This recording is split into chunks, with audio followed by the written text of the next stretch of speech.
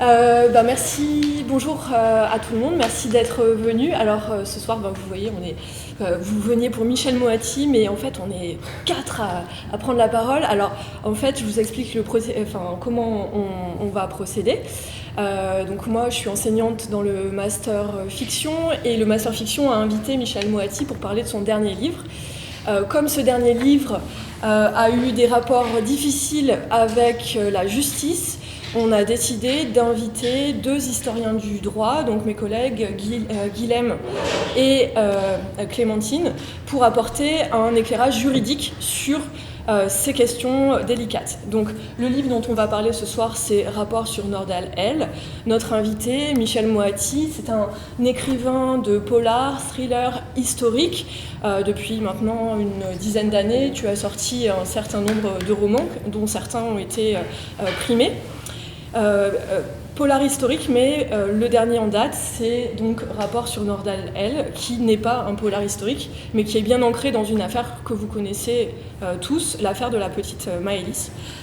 Alors, tu n'es pas le premier à avoir eu des déboires en matière de justice. Je vais vous resituer quelques affaires qui ont défrayé la chronique. Régis Geoffrey, qui est donc un écrivain et qui a écrit Sévère autour d'une affaire qui s'est passée en 2010, qui reprenait l'assassinat d'un banquier qu'on a retrouvé dans une combinaison en latex, qui finalement a été assassiné par sa maîtresse.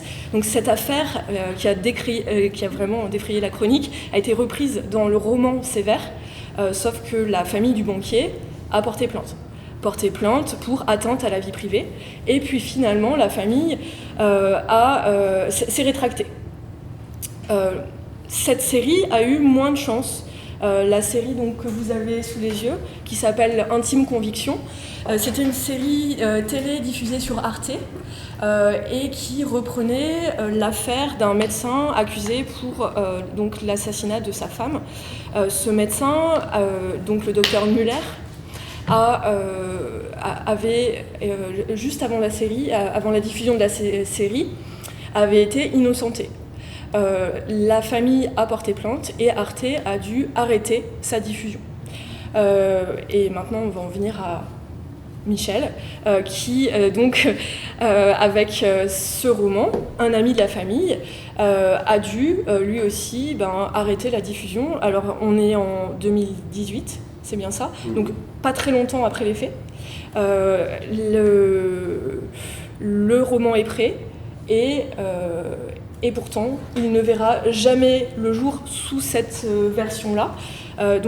Michel, est-ce que tu peux d'abord nous dire pourquoi tu t'es mis à écrire aussi rapidement sur cette affaire, et ensuite comment tu as vécu cette interdiction finalement de publier ce roman, qui au départ s'appelait Un ami de la famille. Alors déjà, il n'a pas jamais vu le jour, il a vu le jour. En librairie. En librairie, en effet, il n'est jamais arrivé jusqu'à la librairie. Il est arrivé en service de presse, il a été fabriqué à 4000 exemplaires. Donc ça, c'est la version. Il a été envoyé à 200 journalistes, il a été chroniqué. Il se ressemble, mais c'est pas le même. En effet, L'ami de la famille, c'est la première version, qui était sous-titrée Rapport sur Nordal L, qui avait ce bandeau, La naissance d'un monstre. Et le bandeau, je crois plus que le contenu du livre d'ailleurs, a fait bondir l'avocat de Nordal Lelandais, maître Jakubowicz, qui j'ai essayé de lui dire que monstre, c'était pas une qualification judiciaire, mais on reviendra peut-être dessus avec les juristes. En tout cas, ça l'a beaucoup énervé, et sur demande de Lelandais, de Nordal Lelandais, qui était à l'époque à la prison de Saint-Quentin-Fallavier, en isolement. L'isolement ne l'a pas empêché de faire cette demande très précise à son avocat, donc d'intercepter ce livre à quelques jours, à 9 jours de la sortie, de la mise en place librairie. Donc une injonction à ne pas le paraître, à ne pas le publier, pour atteinte présumée à la présomption d'innocence. Donc je pense qu'on reviendra là-dessus, c'est plus votre domaine que le mien. Alors dans cette version, j'avais quand même expliqué un certain nombre de choses pour montrer que c'était pas mon ambition de qualifier Nordal Lelandais ni d'assassin, ni de meurtrier, ni de m'en tenir aux faits, et des faits qui étaient à l'époque avoué, puisque Nordal Lelandais avait déjà avoué au moment de la parution du livre, il avait avoué le meurtre de Maëlys de Haraujot et le meurtre du caporal Noyer. J'ai appris aussi, alors c'est des choses sur lesquelles vous devez être familier, moi je ne l'étais pas, que des aveux ne levaient pas la présomption d'innocence. On apprend à tout âge, je l'ai appris aussi. Donc on était sous cette contrainte-là, à 8 jours de la sortie, d'être attaqué si le livre paraissait, ce qui était une possibilité qui avait été évoquée par ma maison d'édition, qu'on avait évoqué avec mon éditrice, la maison d'édition et l'avocat de la maison d'édition, qu'on avait accepté. On en avait accepté l'idée d'être attaqué, mais sur l'idée que peut-être on nous demanderait une version amendée sur tel ou tel passage, etc. Là où les choses ont véritablement changé de nature, toujours à une semaine de la publication, c'est que Maître Alain Jakubowicz exprimait fermement et de manière très claire le souhait de son client de demander des dommages et intérêts. Donc que moi, sur mes droits d'auteur, et même sur mes fonds privés, comme Valérie Pécresse, on verse non pas de l'argent à l'État pour amende, pour une infraction, mais de l'argent directement à Nordal Lelandais, et ça, c'était pas envisageable. Donc la parution du livre a été évidemment suspendue, on n'a pas dit annulée, mais suspendue. On avait raison, puisque le voilà. Et donc on était dans une sorte d'impasse, d'un point de vue judiciaire, prendre le risque de payer une amende, de refaire un tirage avec des passages, oui, payer des dommages et intérêts à Nordal Lelandais, non. C'était évident que c'était pas une ligne que j'avais envie d'avoir sur mon CV. J'avais pas envie du tout de porter ça, ni dans ma carrière d'auteur, ni dans ma carrière d'homme tout court. Bref, c'était pas envisageable. Donc on a abandonné l'idée de le faire paraître. On était à l'automne 2018, donc je vais quand même répondre à la question. C'était un peu plus d'1 an après les faits, enfin après les. C'était très rapide. Mais je me suis plusieurs fois exprimé là-dessus. Moi, j'ai commencé à écrire sur l'affaire Nordal Lelandais le soir même de la médiatisation de la disparition de Maëlys, le 27 août 2017. Le lendemain, le lundi, quand l'affaire a été médiatisée, moi je l'ai entendu, je m'en souviens très bien, sur France Inter, un journal, la petite fille a disparu, etc. Et les conditions très particulières dans lesquelles ce fait divers arrivait m'a tout de suite interpellé. J'avais des antécédents, un roman qui était sorti très peu de temps avant, qui s'appelait Alice change d'adresse, c'était sur l'histoire d'une maman qui a perdu son enfant. Qui se suicide, enfin qui tente de suicider, qui se rate et qui se réveille avec cette idée très forte qu'elle est responsable de la mort de son enfant. Donc c'était déjà une dimension psychologique que j'avais en tête, qui était fictionnelle, que j'avais déjà, dès mon premier ouvrage, Retour à Whitechapel, expérimenté, si j'ose dire, qui était inversé, puisque c'était une femme qui apprenait que sa mère avait été assassinée par Jack l'Éventreur. Donc au-delà des faits divers, cette dimension de la perte, du deuil, dans des conditions singulières, m'intéressait, m'interpellait, me bouleversait, enfin on peut mettre le verbe qu'on veut. Il y avait quelque chose qui, tout de suite, dans les premières heures de la révélation de cette disparition, dans tous les sens du mot disparition, Maëlys avait disparu, elle était au mariage et d'un seul coup elle n'y était plus, avant qu'on sache qu'elle était morte. J'ai eu envie d'écrire, j'ai commencé à prendre des notes le 28 août 2017.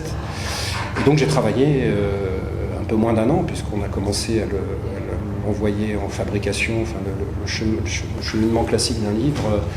Donc la sortie était prévue début octobre 2018, on a dû le finaliser à la toute fin de l'été.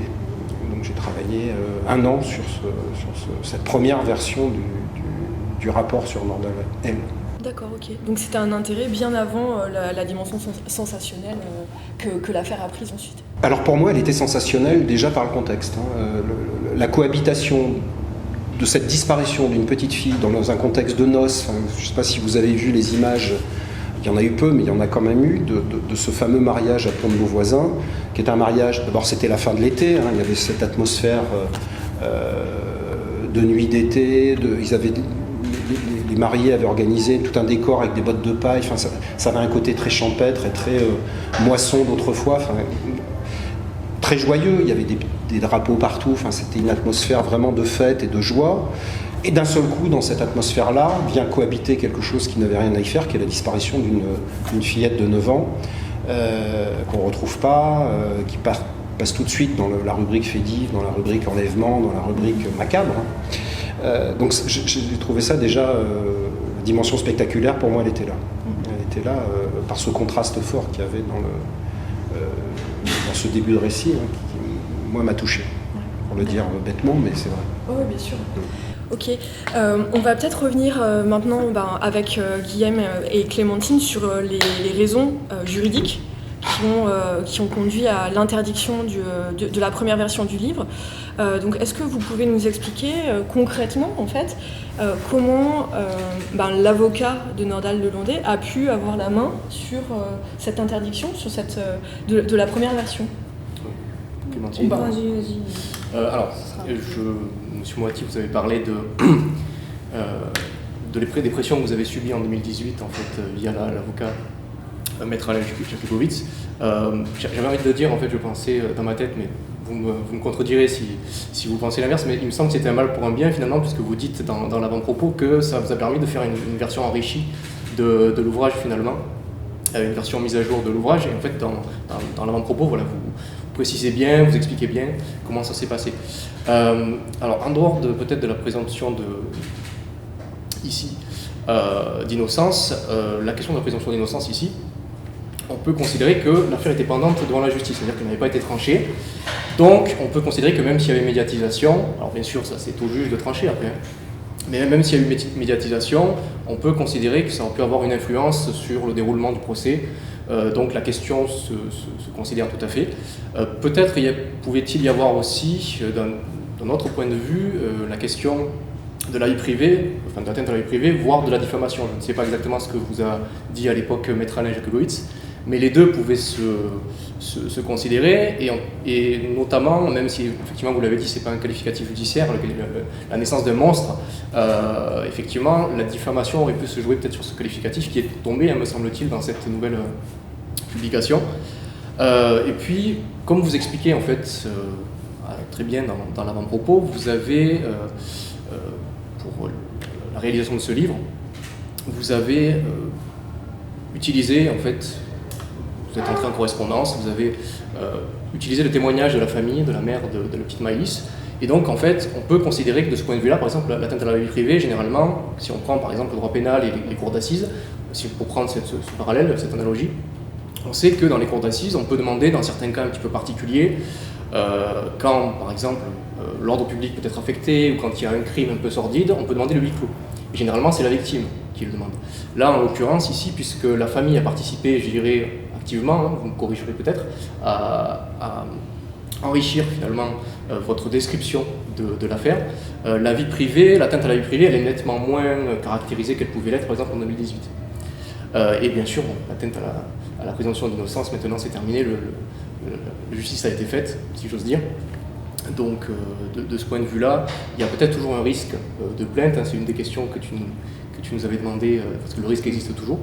Mais voilà, du point de vue de l'atteinte à la vie privée, à mon sens, elle me semble nettement moins caractérisée qu'elle pouvait l'être en 2018. Clémentine, tu veux rajouter quelque chose ?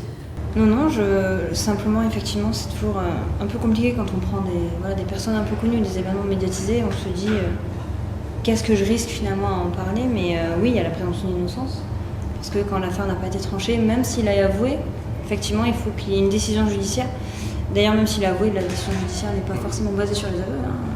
Voilà. Donc effectivement, il faut faire attention quand on écrit à ne pas causer de tort aux gens, surtout quand ce sont des personnes réelles.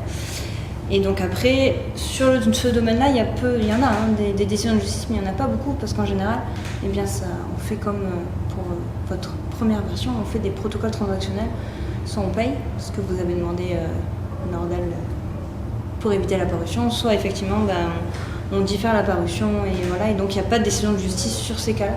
Mais ça ne veut pas dire qu'il n'y a pas de plainte, effectivement, qu'il n'y a pas de possibilité d'arrêter la parution d'un ouvrage. Ok.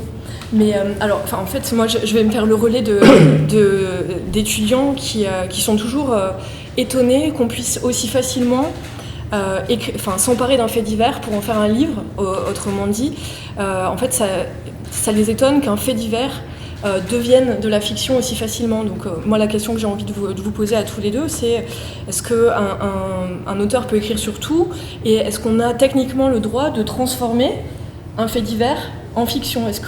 Comment le droit encadre ça en fait? On a le droit de tout écrire.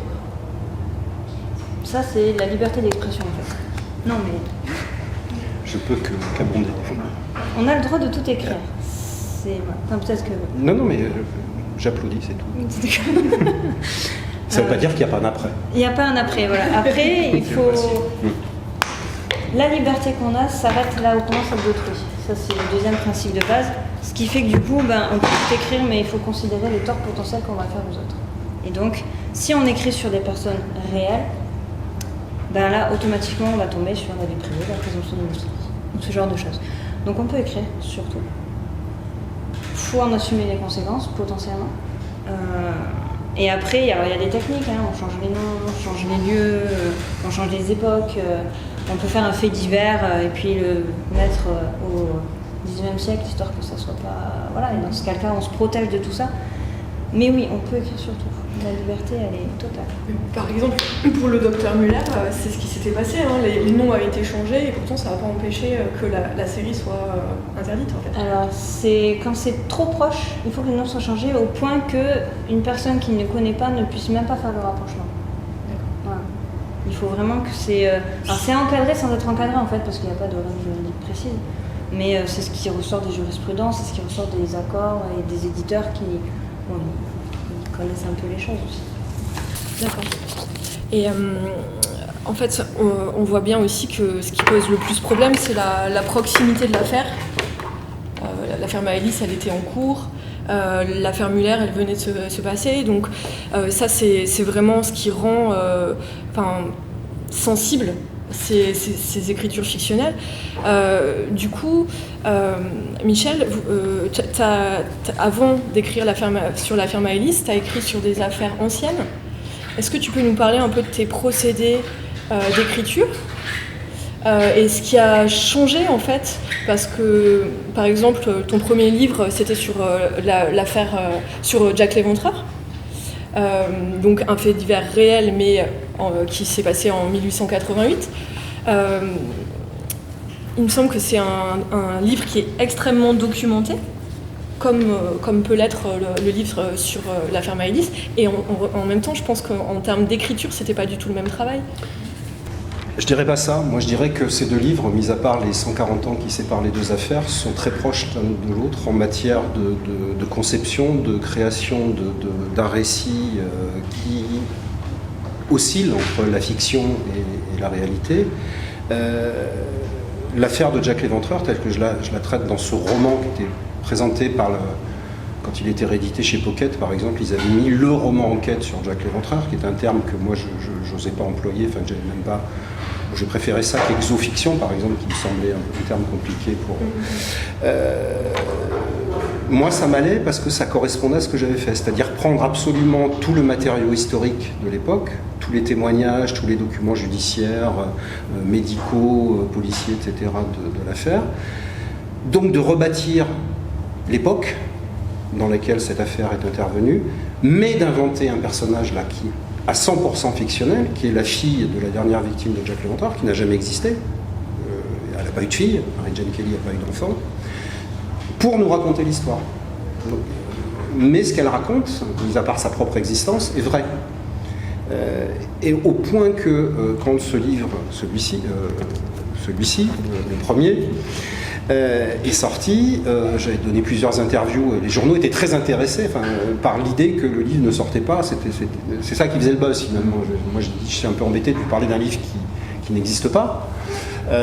Et il y avait un journaliste qui avait conclu par cette chute en forme d'interrogation en disant finalement Michel Moiti, c'est beaucoup plus facile d'écrire sur Jack l'Éventreur que sur Nordal Lelandais. C'est un peu une boutade, Juridiquement, c'était vrai, puisque judiciairement aussi. Mais non, c'est plus j'ai fait le même travail, sauf qu'avec Nordal Lelandais, j'avais des sources à peu près partout, tout le temps. Il suffisait de mettre France Info, de regarder BFM. Tous les jours, il se passait quelque chose. Il y avait, intéressant ou pas intéressant, mais il se passait quelque chose. On pouvait rajouter quelques lignes, ou on enlevait quelques... Alors que sur Jacques Léventreur, il faut aller les chercher, les infos. J'ai été 8 fois aux Archives nationales à Londres pour scanner l'intégralité du dossier. J'y ai passé des journées. Je suis pas sûr d'avoir épuisé la documentation parce qu'il y a 140 ans des documents sont manquants, sont perdus, ils sont mal cotés dans les bibliothèques, il faut les retrouver. On a le début, mais on n'a pas la fin. On a le milieu, mais on a... C'est compliqué de travailler sur Jacques Léventreur, c'est pas plus facile du tout. Mais la méthodologie était la même. J'ai fait exactement la même chose, c'est-à-dire des témoignages, des documents de presse, des documents judiciaires. Et Maître Alain Jakubowicz m'a dit vous pouvez pas avoir écrit ce que vous avez écrit sans avoir eu accès au dossier d'instruction. J'ai pas accès au dossier d'instruction. J'ai eu accès à des éléments judiciaires, par exemple quand le procureur de la République fait une conférence de presse, c'est public, on peut assister à la conférence de presse, on peut prendre des notes, on a des éléments sur l'avancée de l'enquête, la gendarmerie, la cellule Ariane qui menait l'enquête sur Nordal Lelandais a aussi communiqué, envoyé des communiqués de presse, a fait des conférences de presse. Il y avait des éléments qui étaient disponibles, que j'ai utilisés en temps réel pour nourrir le récit. Des témoignages de gens, on parle de la maman de Maëlys, mais sa sœur aussi, des gens qui étaient proches du dossier. Tout ça nourrit ce qui devient non pas une fiction, mais un récit très proche d'une enquête journalistique finalement, mais avec la fiction, elle intervient là, dans les moments de blanc, les moments qui ne sont pas blancs par hasard, qui sont blancs parce que Nordal Lelandais ne veut pas communiquer dessus, ne veut pas parler, ou quand il parle, il ment. Et ces moments, ils ont existé. C'est pas parce qu'il est voile ou il est escamote qu'ils n'existent pas. Ils existent. Il faut les recréer, mais pas les recréer avec la seule ressource de mon imagination. C'est une question. Avec des documents, avec des témoignages, par exemple ce qui se passe en prison. On sait qu'il a été menacé. Moi, j'ai eu des termes qui ont été employés à son encontre quand il était à Vars puis à Saint-Quentin-Fallavier. On le sait. Est-ce que j'ai le droit de les dire ou pas ?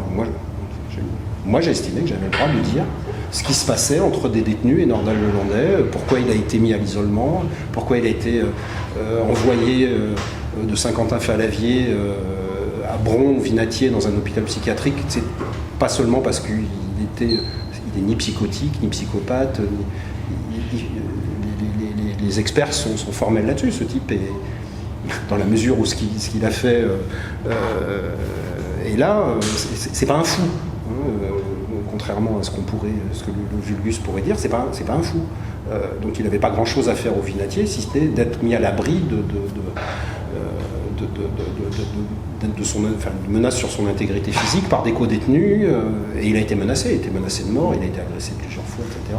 De ça je parle, et j'étais pas à Saint-Quentin-Fallavier. Donc je suis obligé quand même de mettre des mots sur ce qui se passe, donc de l'écrire, de transformer ce qu'est de la documentation judiciaire ou des témoignages en récit de format littéraire. Donc, est-ce que ça c'est de la fiction ou pas ? Les événements dont je parle ont existé. Et après, les dialogues, évidemment, c'est moi qui les ai créés, mais à partir d'éléments dont on m'a parlé, sur lesquels je suis documenté. D'accord, donc vous maintenez le terme de fiction, même si on est vraiment... on voit bien qu'on se situe sur un récit qui a été tellement médiatisé que souvent, on a dû... la qualification de fiction, elle peut paraître compliquée. Alors quand même... moi je me disais, il y a un espace qui est vraiment de l'ordre de la fiction, c'est tout ce qui tient des pensées, par exemple, de Nordal Lelandais. Est-ce que tu peux nous expliquer un peu comment t'as conçu ça ? Parce qu'en fait, finalement, par moments dans ce livre, on est dans la tête du tueur, et ça les médias ne l'ont pas exploité, en fait. On peut exploiter, si. J'ai été plusieurs fois questionné sur cette dimension-là. Encore une fois, je n'ai pas inventé des pensées de Nordal Lelandais et je ne l'ai pas rencontré. C'est une volonté que j'avais, je l'ai dit ce matin à France Bleu. On m'a demandé si... Non, j'ai pas du tout eu l'intention, jamais, dès le premier jour, de rencontrer Nordal Lelandais. Il ne s'agissait pas de faire... Carrère, par exemple, a rencontré Jean-Claude Roman en prison, il y avait une dimension qui était une dimension de rencontre que moi je n'ai pas du tout. Autant j'ai souhaité rencontrer vraiment la maman de Maëlys parce que c'était au cœur de mon propos de parler de cette douleur, autant Nordal-Lelandais je ne l'ai pas rencontré, j'ai jamais souhaité, je n'ai pas fait de demande à Saint-Quentin de parloir en disant voilà, ni avant ni après l'injonction de son avocat. Par contre, ces pensées, comment je les traduis? C'est même pas par une fascination vis-à-vis d'un meurtrier que je trouve pas particulièrement singulier, hein, ce type. Il n'a aucune dimension fascinante, à mon sens. Hein. À partir de déclarations, parce que des déclarations, il en a eu, des dénégations, etc. Et on peut fabriquer des pensées à partir de paroles. J'ai juste transformé des paroles en pensées. Alors je ne sais pas quel est le mot, les littératurisant, je ne sais pas, enfin pas en les fictionnalisant, mais en leur donnant une tournure plus comme sont nos pensées, c'est-à-dire plus heurtées, plus décousues, etc. Mais autour de thématiques qu'il avait, c'est-à-dire un sentiment d'injustice. On m'accuse pour rien, j'y suis pour rien, ou des choses qu'il a ressorties aux assises. Quand j'étais aux assises, on était assis d'entendre des déclarations où il accusait sa compagne de l'époque, à qui il a téléphoné pendant la nuit en disant est-ce que je peux venir quelques heures avant l'enlèvement de Maëlys, est-ce que je peux passer te voir? Elle lui a pas répondu, donc il parle à son répondeur, et aux assises il lui dit si tu m'avais reçu ce soir-là, la petite fille elle serait toujours vivante. Enfin, il y a quelque chose du cheminement intellectuel de ce personnage qui est comment je disais, monstrueux. Et donc de fabriquer des pensées à partir de là, pour quelqu'un qui écrit des romans, c'est pas très compliqué. Et je pense que ça trahit pas le sens global du personnage. Je suis resté dans les clous de ce qu'il avait exprimé dans ses paroles, hein, ce cheminement de je suis une victime, j'ai une enfance malheureuse, puis non, j'ai pas eu une enfance malheureuse, mais à l'armée on était méchants avec moi. Enfin, ce côté de victimisation permanente, de négation permanente, de menteur pathologique. S'il y a une pathologie chez Lelandais, c'est celle-là. C'est un type qui a appris à mentir, à dissimuler, à jouer avec le réel, etc. Et donc ça, pour un écrivain, c'est du matériau qui est vraiment intéressant. Surtout dans la dimension pensée du personnage. Est-ce que c'est de la fiction? Encore une fois, je ne sais pas. C'est quelque chose qui est entre les deux. Il n'a pas prononcé, enfin, il n'a sans doute pas pensé les pensées que je lui prête, telles que je les ai écrites, mais je pense qu'on n'en est pas loin. Voilà. Avant d'écrire des romans, tu étais journaliste. Tu gardes quoi de cette expérience de journaliste dans tes écrits, mis à part alors ces méthodes d'enquête que tu nous as déjà décrites, et est-ce que tu as des modèles en fait d'écriture qui ont ces profils hybrides en fait, écrivain et journaliste? Ça va être très immodeste si je réponds à ça. Mais... un modèle, c'est une inspiration. Alors déjà, avant d'entrer dans l'immodestie absolue, la réponse technique, ce que j'ai surtout gardé, je dirais que j'ai quasiment gardé que ça, c'est la méthodologie. Je vais parler. Il y a une méthodologie, l'enquête, des manières de travailler, de recueillir des informations, de les croiser, de les vérifier, etc. C'est quelque chose qu'on apprenait et qu'on apprend toujours dans les écoles de journalisme et qu'on utilise au quotidien quand on fait des papiers. On essaye. Je sais qu'aujourd'hui c'est l'époque des fake news, etc. et de la post-vérité. Enfin, on ne sait plus trop ce que ça veut dire, mais post-vérité pour moi ça sonne comme mensonge, comme tout sauf vérité. Mais donc ce côté-là, indiscutablement, je pense que si je n'avais pas été journaliste, je n'écrirais pas les livres que j'ai écrits. Même ceux qui sont des pures fictions sont quand même très documentés selon la méthode qu'on emploie quand on écrit des textes de dimension journalistique. Sur les modèles, c'est là qu'on rougit. Moi, il y a quelqu'un qui était journaliste et qui était écrivain qui m'a bouleversé depuis tout petit, depuis gamin. Je lis ses textes parce qu'il écrit aussi des choses tellement différentes qu'on peut les lire ado, on peut les lire adulte. C'est évidemment Jack London, qui a fait des romans de pure fiction, mais aussi du travail de journaliste. Par exemple, son travail qui n'est pas si loin du travail que j'ai fait autour de Whitechapel. Il y a un livre qui s'appelle Le peuple de l'abîme, où il fait ce qu'on appellerait aujourd'hui de l'infiltration, où il va se déguiser en pauvre et infiltrer le quartier de Whitechapel à Londres en 1903 et raconter ce qu'il voit, mais comme quelqu'un de l'intérieur, pas comme un journaliste qui arrive avec sa perche, son micro et sa caméra pour dire alors, enfin, il fait tout sauf du micro-trottoir, quoi. Et il va vivre pendant des semaines à Whitechapel et raconter ce qu'il voit. Donc ça, c'est... Oui, si un modèle existe quelque part, c'est celui-là. Il y en a d'autres. Plus récemment, il y a Florence Aubenas qui a fait bien ça sûr. dans le quai de Ouistreham. Le quai de Ouistreham, pour moi, c'est un modèle aussi. Alors, est-ce que c'est une fiction ou pas? C'est tout sauf une fiction. La seule fiction, c'est son identité. Quoiqu'elle reste sous le nom de Florence Aubenas, mais elle falsifie son CV, ou elle escamote le fait qu'elle est journaliste et elle met femme de ménage. Et si elle a été reconnue puisqu'elle elle trouve des jobs comme ça de très précaires par le Pôle emploi, et une des filles de Pôle emploi lui dit mais vous n'êtes pas la Florence Aubenas elle a été reconnue par une fille de Pôle emploi. Mais sinon personne. Et là elle fait un vrai travail en effet à la Jack London. Oui. C'est une sorte de continuité avec les écrivains, alors je vais remonter très loin, mais du 19e, avant qu'il y ait vraiment une professionnalisation du journaliste et de l'écrivain. C'était les mêmes personnes qui écrivaient dans le journal, aussi bien des faits réels que des fictions. Et du coup, je vais me tourner vers les juristes. En fait, comment, au fur et à mesure, dans le droit, on en est venu à un peu cadenasser ce qui appartient au journaliste, ce qui appartient à l'écrivain? Est-ce que, je pense par exemple aux avertissements qu'on peut voir au cinéma, dans quel cadre ça apparaît, comment on commence à avoir comme ça des avertissements et un peu une chasse gardée de la fiction d'un côté, le fait pour le journaliste, la fiction pour l'écrivain. Alors là, ce sera l'historien du droit qui va parler. Ça tombe bien. On est historien du droit avec Clémentine, donc j'espère qu'on nous pardonnera de parler un peu d'histoire et de parler un peu de Russie dans le cadre ambiant, parce que ça a un lien avec la Russie.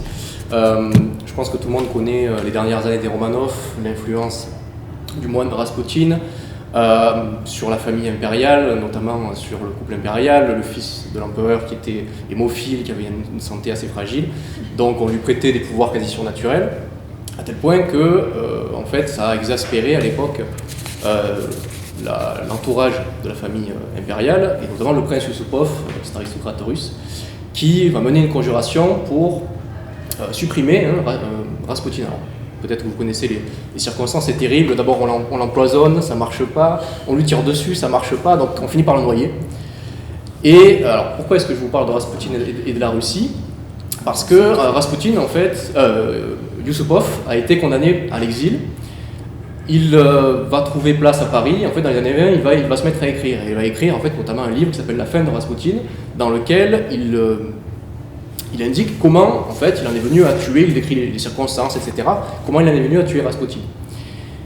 Et il le fait en 1927. En 1932, la MGM, la Metro-Goldwyn-Mayer, la société de distribution cinématographique, fait un film sur les dernières années des Romanov, dans lequel elle reprend, en fait, les patronymes réels, mais aussi les patronymes fictifs du couple Yusupov, de Yusupov et de son épouse.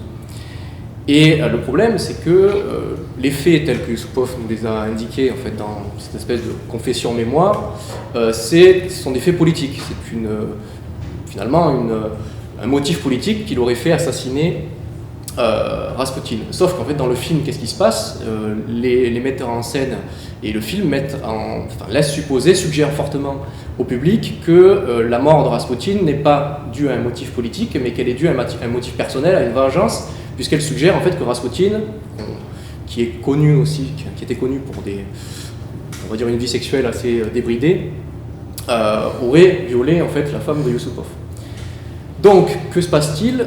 Un procès très vite oppose en fait Yusupov à la MGM par rapport à cette question-là, et la question qui se pose au juge à ce moment-là, elle est double, elle est complexe. C'est est-ce que d'abord l'identification du couple Yusupov peut se faire avec le couple dont le patronyme a été modifié à l'écran, et si oui, y a-t-il diffamation?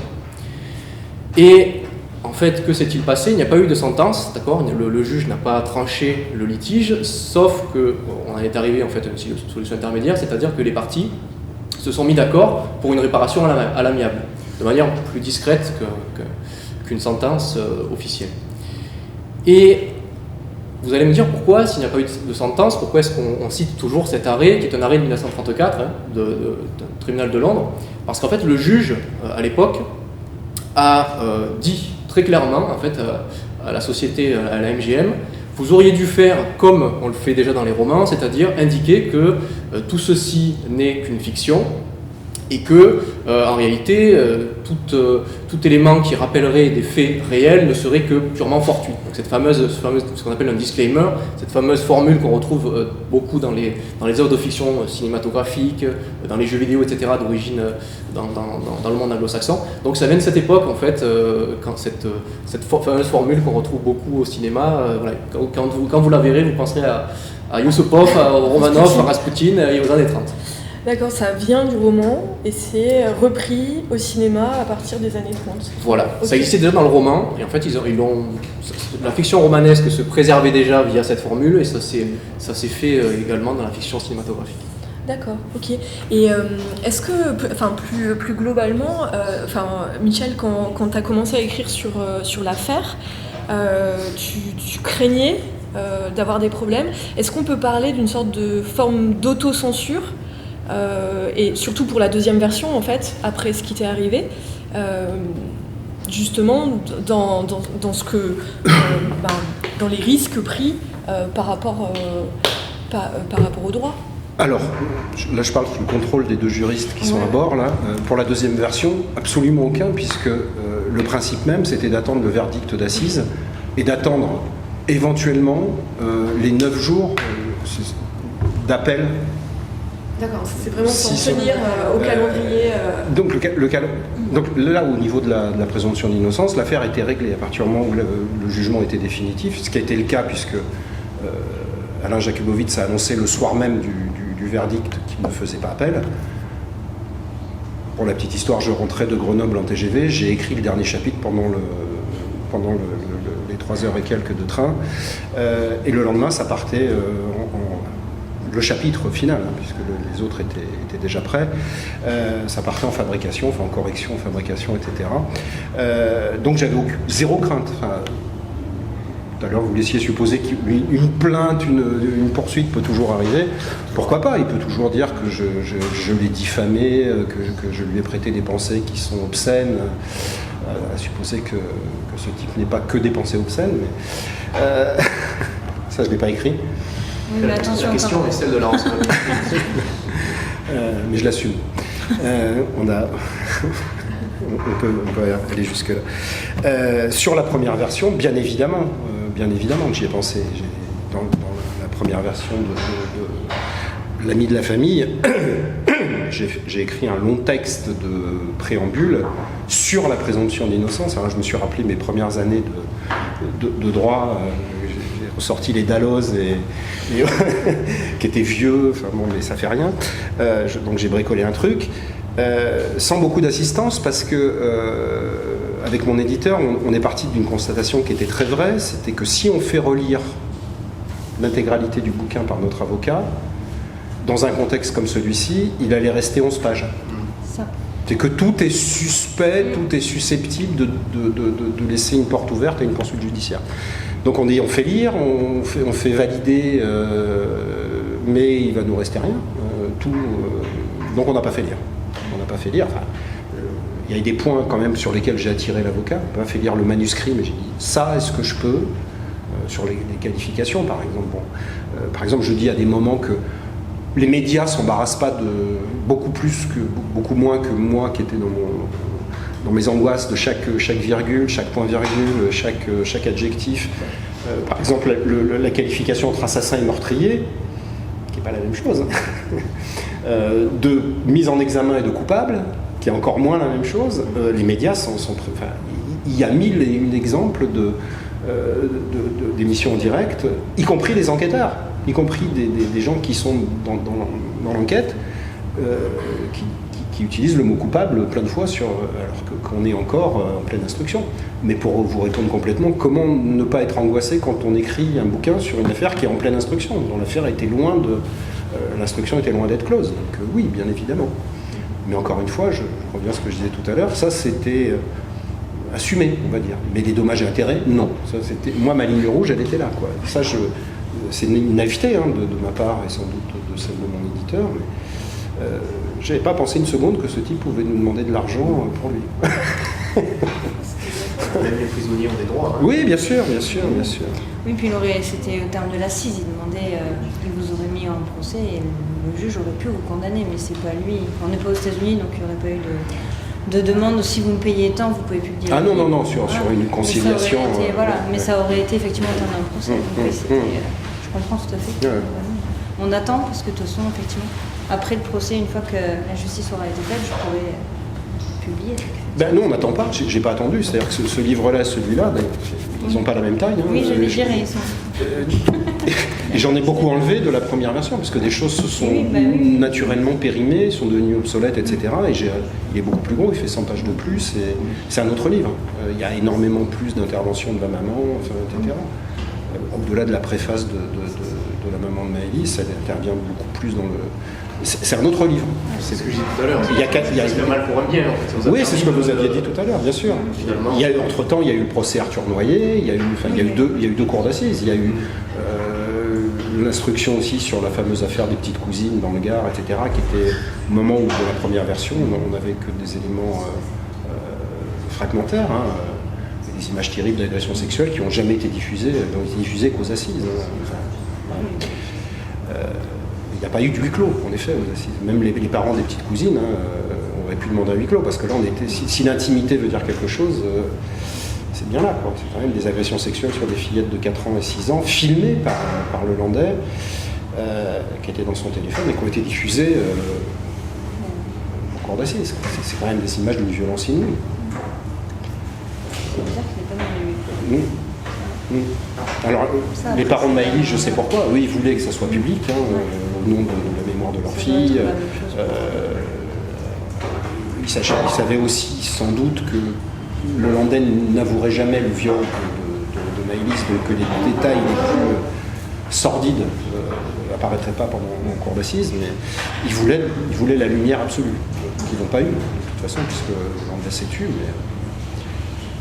Donc oui.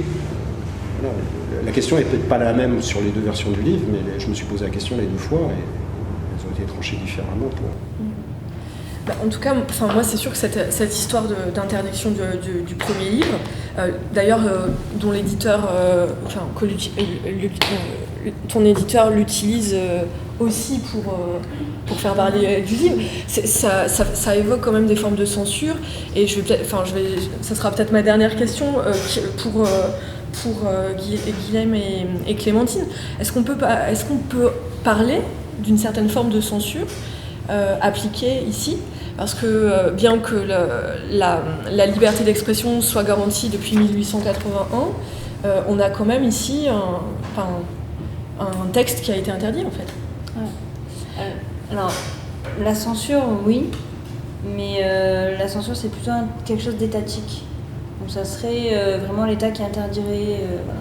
Là, c'est pas le cas, parce qu'en fait, ça a été une interdiction, donc c'est l'éditeur qui a dit on ne fait pas. Si je peux me permettre, il n'y a pas eu d'interdiction. Enfin, oui, il y a eu il y a pas eu d'interdiction, il y a eu une demande qui a été acceptée, entre guillemets, puisque... l'autocensure. Voilà, c'est l'autocensure, en fait. Mais il n'y a pas eu de censure, vraiment. La censure aurait été une décision judiciaire, voire même une décision plutôt administrative. Vraiment, l'administration qui dit « vous ne pouvez pas faire paraître ce livre », ça existe, hein, il y a des décisions qui sont prises comme ça, l'apologie du terrorisme ou ce genre de choses, où des livres sont mis au pilon directement, retirés de la vente parce que non, on ne peut pas... Voilà, on ne peut pas... Mein Kampf, par exemple, vous ne pouvez pas le publier, c'est pas possible. D'accord, ça c'est censuré, mais c'est une décision étatique. Par contre, sur ce genre de choses-là, c'est pas vraiment des censures en général, parce que ce sont des personnes privées. Donc c'est une décision judiciaire, il faut une décision judiciaire. Et après, c'est en fonction des faits. Donc c'est pas la censure auquel on peut penser vraiment. Voilà. Après, il y a de l'autocensure, voilà, automatiquement, parce qu'on se dit... Ce que je dis, je le dis pas, comment je le formule. Mais c'est pas, voilà, peut-être que Guilhem a... Oui, non, mais je suis tout à fait d'accord. C'est pas, en fait, moi, ça me fait pas penser à la censure, ça me fait penser plus à des pressions ou à des stratégies judiciaires, juridiques. C'est des formes de pression plus que vraiment de la censure. Comme tu l'as dit, on n'est plus au 19e siècle et en fait, on en parlait en fait la dernière fois. les littéraires peut-être me corrigeront, c'est peut-être plutôt un problème des littéraires, mais moi ce qui me fait penser plutôt aux nouvelles formes de censure, c'est plutôt les sensitivity readers, là, ces relecteurs en fait qui sont embauchés par les maisons d'édition aux États-Unis pour relire et pour expurger des livres, en fait tout ce qui pourrait déplaire, choquer, offenser. Voilà, offenser. Ça c'est plutôt de la censure. Ici, on est vraiment dans l'œuvre du droit, à moins de considérer que le droit est un instrument de censure, et ça c'est un autre débat, hein. On ne va pas le poser en dissertation, mais voilà, c'est plus des questions de pression, de stratégie, d'autant que tout ça est très bien encadré en fait, hein. Quand le juge intervient, il y a une contradiction, il doit résoudre une contradiction entre deux grands droits, entre la liberté d'expression d'un côté et d'autre part en fait le respect à la vie privée. Donc il y a une proportionnalité, le juge il cherche si une atteinte a été justifiée à un droit, si le résultat a été justifié, si on pouvait procéder autrement, parce qu'il y avait une possibilité alternative en fait, qui soit moins liberticide, moins attentatoire aux libertés. Donc tout ça est très encadré par le droit, donc parler de censure, ça serait vraiment, à mon sens, un grand mot, quoi. Ok, ça serait exagéré. Voilà, c'est un peu exagéré. Non, mais c'est la littéraire qui est restée bloquée sur 1857 à l'époque des procès Baudelaire et Flaubert. On n'y est plus, heureusement. Une dernière question, Michel, sur le profil de Nordal Lelandais. Alors, même si tu dis qu'il n'y a pas eu de fascination, quand même, tu l'as longtemps étudié et tu connais bien l'histoire criminelle. Et dans le livre, tu tentes une définition, en tout cas, de sa particularité. Cet effet rétrospectif qu'il peut avoir sur les gens qui connaissent son histoire. Est-ce que tu peux nous dire en fait comment ça t'est venu ce constat en fait de cette particularité? J'ai pas compris l'aspect rétrospectif. Eh bien qu'on a peur non pas de le croiser mais de l'avoir croisé. L'éventualité de l'avoir croisé et donc d'être encore vivant miraculeusement. Ouais. Mais en tout cas que c'est vraiment. C'est une peur qui était chez la plupart des proches, des personnes disparues, hein, qu'il y a eu. Pour reconstruire un peu le déroulé, la gendarmerie nationale a créé une cellule spéciale autour de Nordal Lelandais, qui s'appelle la cellule Ariane, qui a rendu ses travaux, ses conclusions un peu avant les assises, qui était chargée d'expertiser les disparitions, on appelle les disparitions inquiétantes, des gens dont on n'a plus de nouvelles, et de voir si on pouvait établir un lien avec Nordal Lelandais.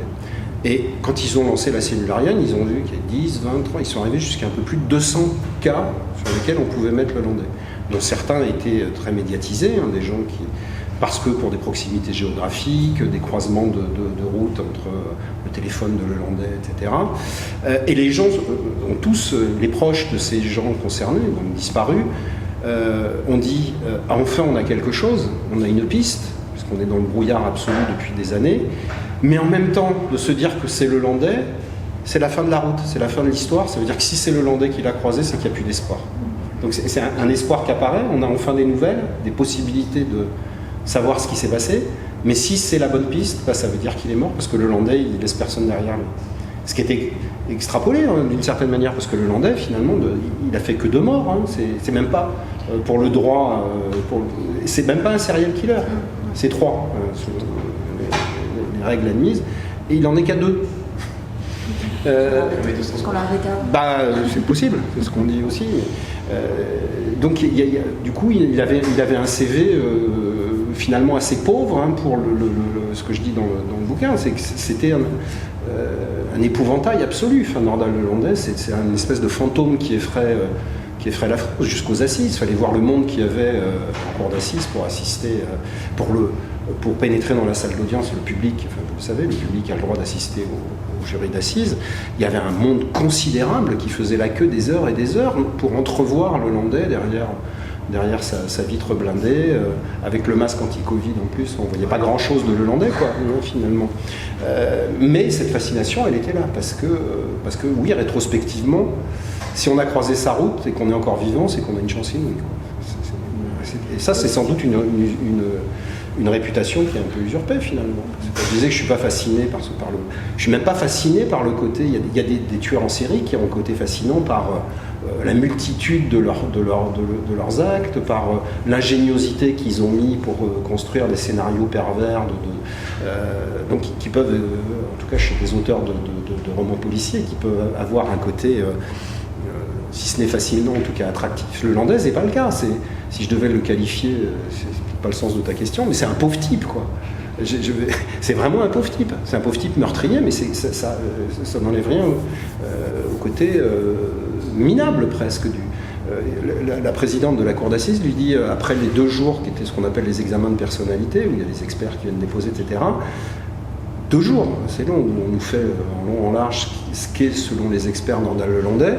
La présidente, en arrière, regarde dans le box et dit « Vous êtes qui, finalement, monsieur Lelandais ?» Et il lui dit bah, je suis un type ordinaire, hein, ma vie, avant d'être arrêté, je me lève tard parce que je me suis couché tard, je me fais un café, mes parents ils sont déjà partis bosser. Il a 34 ans à l'époque, il vit chez ses parents à l'étage, à Domessin, dans la maison de ses parents sont partis bosser, lui il est encore au lit. Je me fais un café, je remonte dans ma chambre, je regarde un peu les messages sur WhatsApp. Bon, je me fais un petit porno, je regarde 2-3 films porno. Je me fais un peu de coke. Bon, il est déjà 3 heures, je me redescends, je me refais un café, un petit porno, encore un peu de coke. Puis là, c'est l'heure de l'apéro, je vais voir les copains. Et puis après, bon, on traîne, de la coke le soir, de l'alcool. Et puis, bon, ben, je rentre la nuit, puis je dors. C'est terrifiant, ça. C'est le récit d'une non-existence, d'une existence remplie de choses qui sont loin de pouvoir exercer le début du commencement d'une fascination. Je le dis avec un mot simple, minable, c'est même pauvre, minable. Donc c'est tout, sauf les grands criminels de l'histoire, même Joseph Vacher, hein, qu'on a comparé parfois. Il tuait des enfants dans la même région, en Isère, etc. Il est bien plus fascinant que le Landais, quoi. Il était un déserteur, le côté qui rôde la nuit dans les alpages pour opérer les bergères. Enfin, il y a un côté prédateur nocturne, avec son casque en peau de lapin. Enfin, il y a un côté chez Vacher qui est singulier. Le Landais, c'est un pauvre type en Audi A3, quoi, qui passe son temps chez Feu Vert à acheter des sapins déodorisants et des accessoires pour son A3, quoi. C'est rien. En termes de potentiel série, c'est pas terrible. Non, on n'en fera pas un personnage, quoi. C'est difficile. Et pourtant, oui. Il n'empêche qu'il y a des centaines de gens qui veulent le voir en cour d'assises. La moindre de ses déclarations est reprise par les médias pendant 4 ans. C'est justement ça, c'est l'amplification médiatique en fait, qui a donné une aura peut-être à... Je sais pas. Je sais pas. Je pense que ce que je décrivais au début, ça n'a pas touché que moi. Ce côté d'intervenir. Il y avait un titre, une double page dans Paris Match où ils ont retrouvé, comme ils font toujours, ils savent bien faire. Ils ont acheté une photo de vacances, de famille, d'invités de la noce. C'est une des rares où on voit Nordal-Lelandais au vin d'honneur, donc dans l'après-midi. Il est en Bermuda avec un t-shirt un peu pourri, etc. Enfin, une photo qui a fait le tour des médias. Et le titre, c'était « Le diable s'est invité à la fête ». Et il y a ce côté-là, il y a ce côté de contraste absolu entre la noce, noce d'été que j'évoquais tout à l'heure, et puis ce personnage qui va attendre son heure la nuit, qui va garer sa voiture près de la sortie de secours de la salle des fêtes, qui va attirer Maëlys avec cette histoire de photos de chiens sur son téléphone, qui a un côté maléfique là pour le coup. Mais c'est juste un déguisement, ce côté maléfique, personne ne l'a inventé, même pas les médias, je crois. Un peu les médias, mais c'est plus le côté spectaculaire du méfait ordinaire, quoi, qui a interpellé les gens, je pense. Et puis ça touche les enfants aussi, je pense. Oui, bien sûr. Il aurait tué un adulte, ça n'aurait pas eu. Il a tué aussi un adulte. Oui, mais Ça n'a pas... c'est l'affaire Maëlys surtout pour moi, c'est pas tellement... Alors sur la caractérisation du personnage, par contre, encore une fois, je ne suis pas un spécialiste des tueurs et des tueurs en série, mais j'en connais quand même quelques-uns. Pour moi, c'était un profil qui était totalement inédit, capable de s'attaquer à des petites filles de 9 ans, et aussi il s'attaquait à un homme adulte, militaire. Enfin, on connaît. L'enquête a révélé son attrait pour les scénarios sexuels un peu SM, avec des uniformes militaires, avec des scénarios de ligotage, bondage, etc. Ça, c'est assez inédit. C'est-à-dire qu'à la fois petite fille, pédophile, dimension pédophile évidente, même si Jakubowicz ne veut pas le reconnaître, c'est une évidence. Ce qu'il consultait, c'était aussi des images pédophiles, des scénarios pédophiles, et puis un type homophobe et homo. Ce qui est un peu comme Hoover, le chef du FBI qui était homosexuel et qui persécutait les homos. Ça, je n'en connais pas. Il y a un tueur connu, qui est un Britannique, Ian Brady, qui est le tueur de la lande, qui kidnappait à la fois des enfants et des jeunes adultes, avec sa compagne. Mais ça reste très singulier dans l'histoire, il me semble, dans l'histoire criminelle. Donc ce côté-là, il était original, entre guillemets, pour le Landais. Un profil multiple. Bien, je vais regarder l'heure et on va peut-être laisser la parole. Ah oui, il est déjà 19h. Je vais me tourner vers la salle pour voir si vous avez des questions. Soit pour Michel, soit pour nos juristes, pour des approfondissements. N'hésitez pas à prendre la parole. Voilà. Oui. Question pour M. Moiti. Je voulais savoir quel retour vous avez eu globalement de cette deuxième version et surtout comment vous classifierez l'affaire dans l'histoire du crime. Alors, des retours de qui? De lecteurs Alors, les retours médias sont plutôt... C'est récent, il a tout juste un mois de vie, donc il est récent. Je pense à entre 10 et 15 retours médias, d'articles, interviews télé, etc. Plutôt favorables. En tout cas, les attaques, entre guillemets, que j'avais eues à l'issue de la non-parution du premier se sont estompées par la baguette magique des assises. Il y a une légitimité que je pense que je n'avais pas avant de publier ce livre après les assises. C'est encore une fois de la naïveté de ma part, de penser qu'on pouvait le faire. Donc plutôt bon à ce niveau-là. Des lecteurs aussi, mais en général c'est ceux qui aiment bien qui parlent, ceux qui détestent ne vont pas te dire ton livre je l'ai trouvé absolument pourri et sans intérêt aucun, donc c'est pas une narration objective que je ferai de ça. L'autre question c'était sur l'histoire criminelle, comment je le placerais. J'étais un peu en train d'en parler là à l'instant sur un criminel atypique, par sa désignation des victimes qui reste quand même à ma connaissance rare.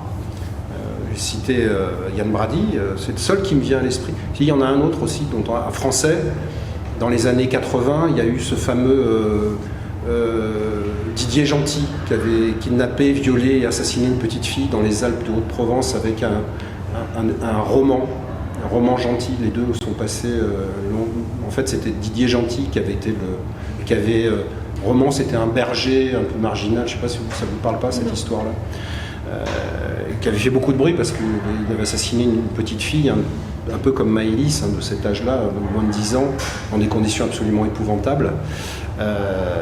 Et ce Didier Gentil avait à la fois des attirances morbides, voire criminelles, sur des hommes de son âge, mais aussi chez des fillettes. Donc peut-être un profil qui pourrait ressembler, mais je trouve pas que c'est une grande affaire criminelle. Il y a une scénarisation qui fait, à mon sens, par la violence de la disparition de l'enfant. Donc moi j'ai particulièrement ressenti par l'accompagnement que j'ai pu avoir de la part de la maman, donc d'en parler pendant 4 ans avec elle fait aussi que je vois la dimension. Je l'ai recherché, ça m'est pas tombé sur la tête comme ça par hasard. Quand j'ai contacté Jennifer de Harojo, je voulais vraiment parler moins de l'affaire que de comment on vit avec ça. Comment on vit. Et dès les premières. Et elle a eu sais pas quel est le mot, pas la gentillesse, mais elle a accepté de me répondre, par exemple, de revivre les premiers instants de la disparition. Qu'est-ce qui se passe le 27, le 28 août, quand elle est, une scène que je décris très souvent, c'est quand elle est la première fois au commissariat. J'avais imaginé cette scène avant de la faire confirmer par Madame de Harojo.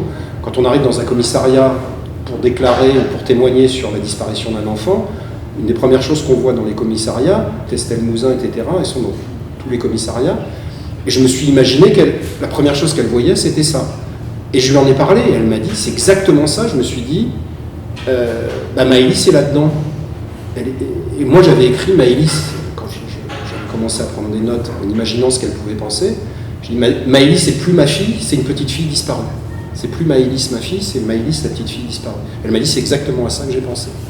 Donc, je sais pas si ça répond exactement, mais la dimension criminelle, elle passe aussi par des détails comme ça. Enfin, pour moi, c'est d'un point de vue de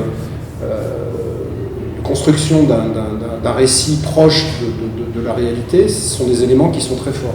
Plus, par exemple, que des épisodes, alors là-dedans, il n'y en a pas de documenté, mais des épisodes gore, de violence, etc. Moi, je ne m'y intéresse pas du tout, là, ni avec Arthur Noyer, ni avec Maëlys. Pourtant, la presse n'a pas été avare de détails pour Arthur Noyer, même sur Maëlys, quand ils ont fait la reconstitution avec le mannequin, etc. Bon, on imagine la violence des scènes. Voilà, la dimension criminelle de cette affaire, pour moi, elle passe pas là-dedans. C'est pas ça qui est fort. Je sais pas si je vous ai bien répondu.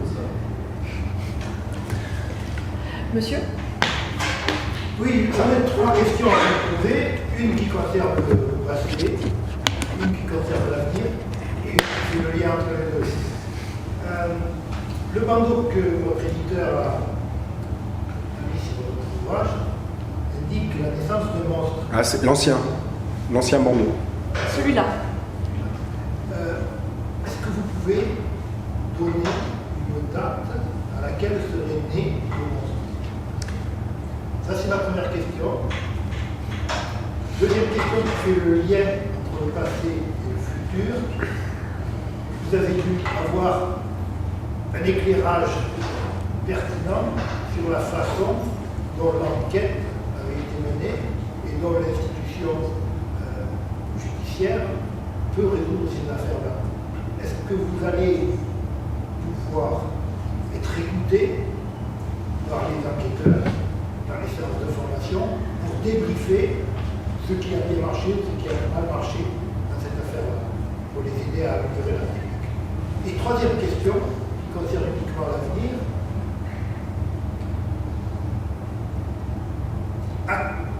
Est-ce qu'il est possible, probable, certain, impossible que ce Gordon Lelandais rencontre pendant sa détention une compagne?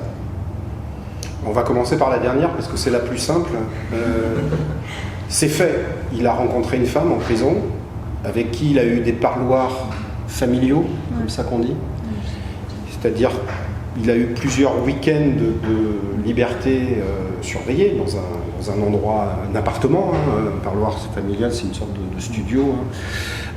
D'une femme qu'il a contactée. Ça évoque d'autres affaires. Jean-Claude Roman a rencontré aussi une femme, Emmanuel Carrère en rencontre dans son roman. Donc ça, c'est acté. Depuis, il s'est avéré que Nordal Lelandais étant ce qu'il est, il a multiplié les relations de ce genre.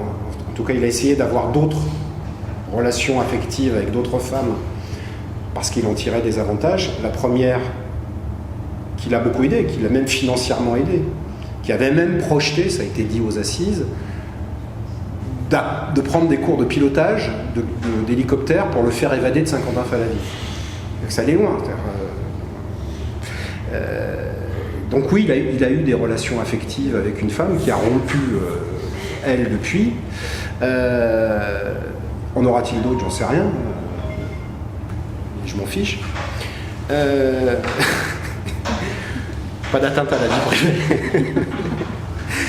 La deuxième, c'était sur une sorte, vous voulez dire, d'expertise. Je pense qu'ils n'ont pas besoin de moi et je pense...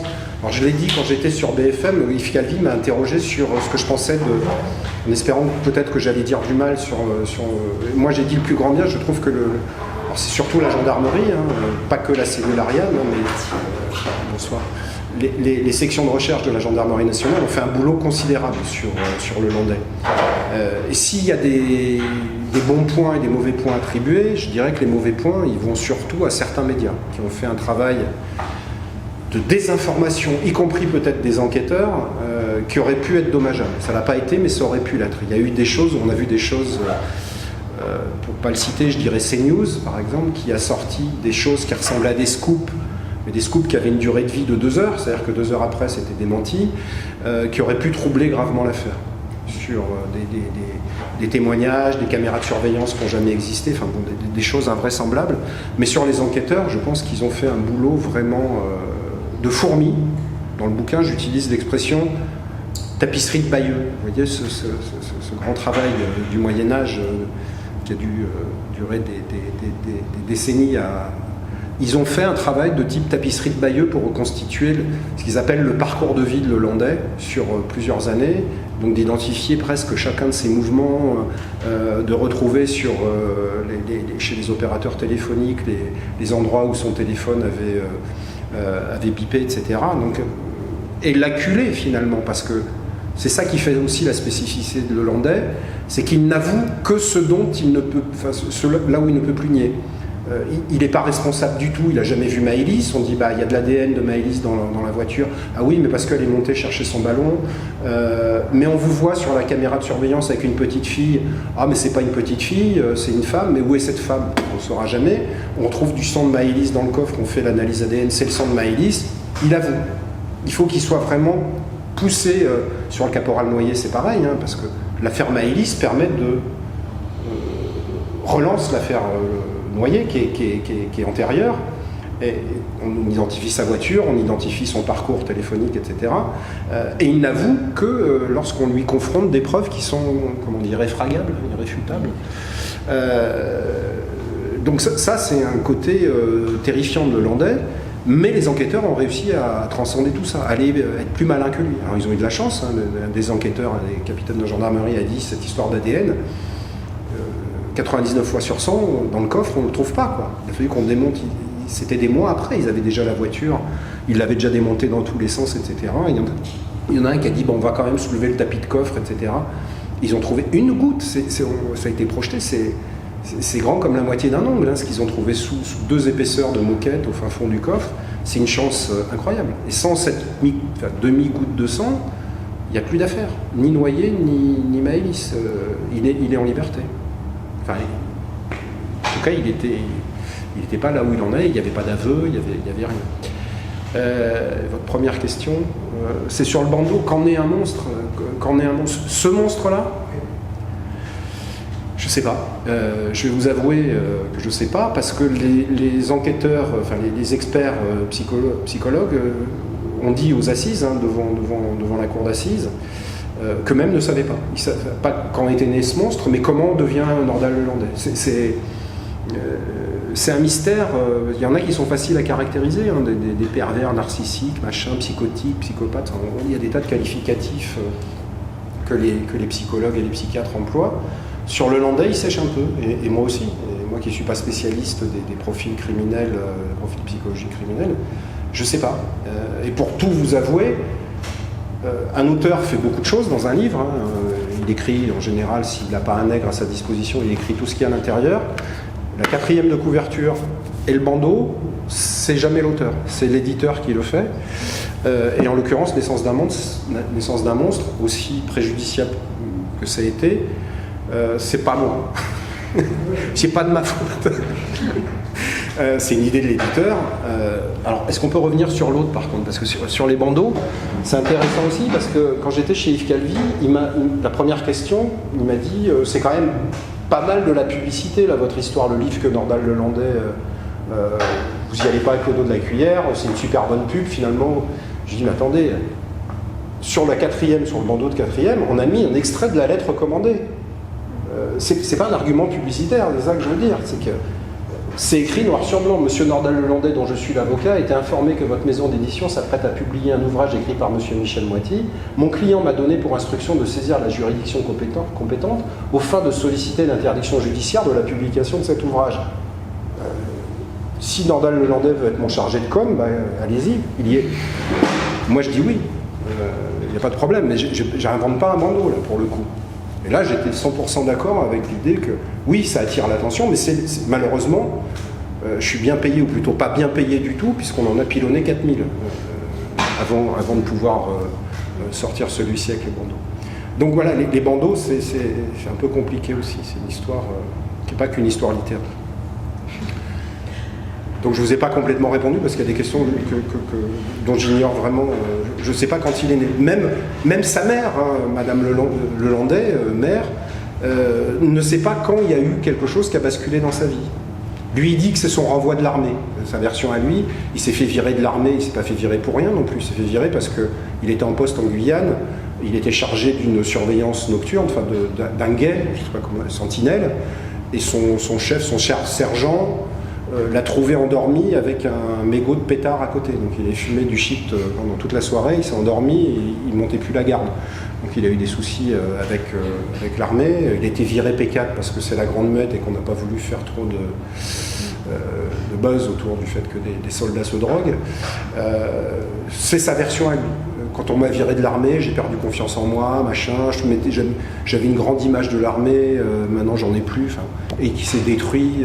Donc clope, porno, cocaïne, café, virée nocturne. Moi j'y crois pas beaucoup, je pense que c'est plus compliqué que ça, quoi. Après de dire, il y a un moment où il bascule, on sait rien. Bien, je crois qu'on va s'en arrêter là. Merci beaucoup, merci Michel. Merci.